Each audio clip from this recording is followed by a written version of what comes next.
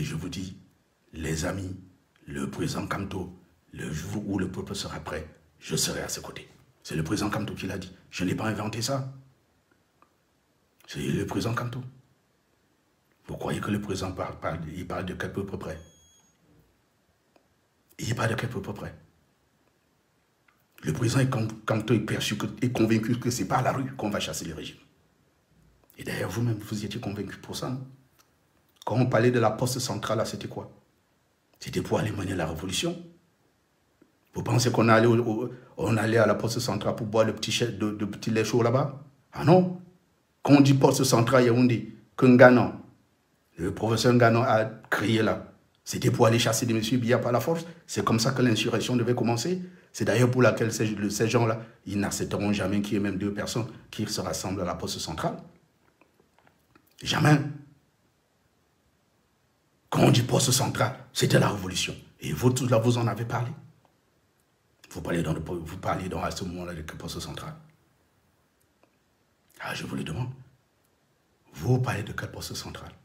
La poste centrale, c'était pour aller chasser M. Biya. Et d'ailleurs, le président Kamto, quand il demande aux Camerounais de le retrouver dans la rue, vous pensez que c'est pourquoi? La dernière fois, là, quand on l'a arrêté, on a allé le coffret à Yaoundé là. Il était dans la rue.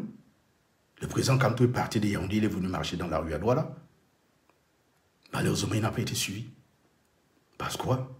Parce que le régime, c'est un régime criminel qui utilise les moyens de répression pour étouffer les Camerounais. On a vu comment ça s'est passé avec N'Djamé, le petit affamé de N'Djamé, qui est aujourd'hui dans leur camp. Alors que hier, on a ouvert sa jambe avec une balle. On a tiré à balle réelle. Ça a ouvert la jambe. Doki Michel, c'était pareil. Nous avons vu comment un policier a demandé à un jeune, avance-toi. Et quand il avançait, il lui a tiré dans la jambe. Devant nous. Tout le monde a vu ça. Ça, c'était pour terroriser les gens.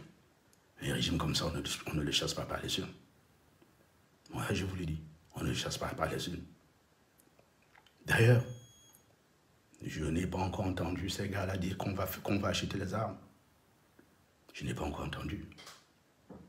Je n'ai pas encore entendu ces jeunes-là dire qu'on va prendre les armes.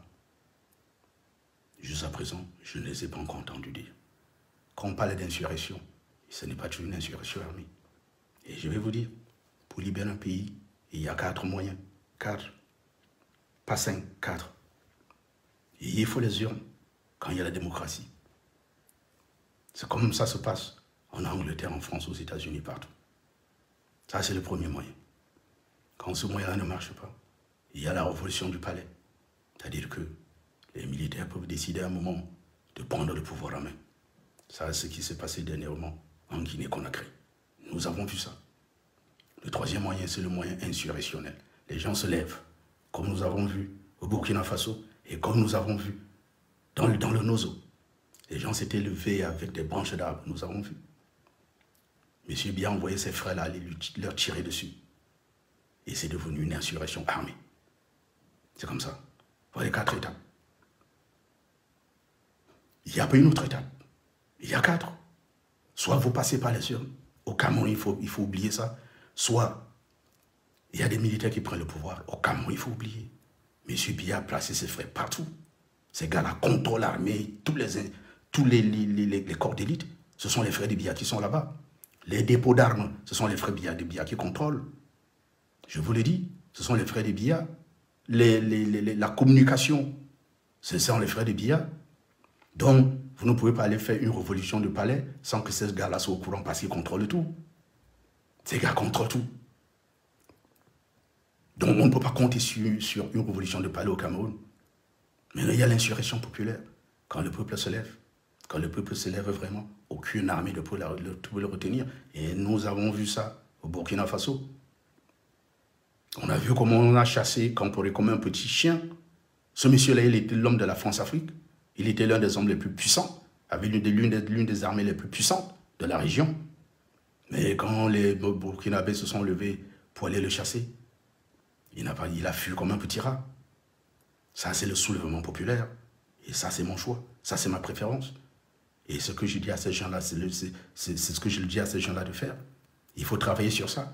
Que les Camerounais prennent eux-mêmes leur destin en main. Et ça, il faut travailler ça. Il faut travailler. C'est un travail de longue haleine. Ce n'est pas un travail, on ne peut pas courir. Ça ne va pas marcher si vous voulez courir, les amis. Il faut prendre du temps, travailler, communiquer, expliquer aux Camerounais. Expliquer aux Camerounais. Et ils vont finir par comprendre. Ils vont finir par comprendre. Maintenant, allons, je vais vous ouvrir l'antenne tout à l'heure. Je veux que les gens appellent pour discuter avec moi. Et je souhaite que les gens discutent dans le respect des uns et des autres.